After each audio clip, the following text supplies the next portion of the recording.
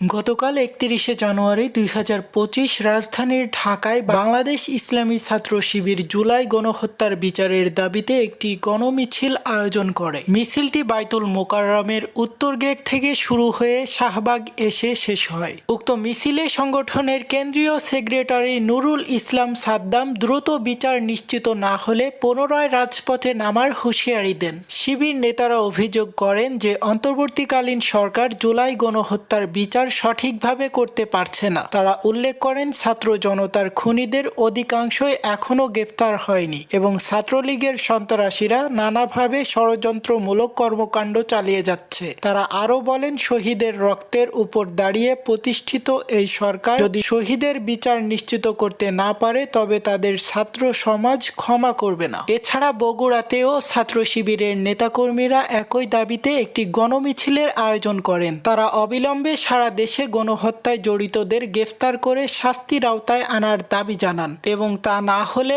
আওয়ামী সন্ত্রাসী ও তাদের দস্যুদের উপযুক্ত শিক্ষা দিতে পুনরায় রাজপথে নামতে বাধ্য হবেন বলে হুঁশিয়ারি উচ্চারণ করেন। সকল আপডেট পেতে আমাদের চ্যানেলটি সাবস্ক্রাইব করে লাইক করে আমাদের সাথেই থাকুন।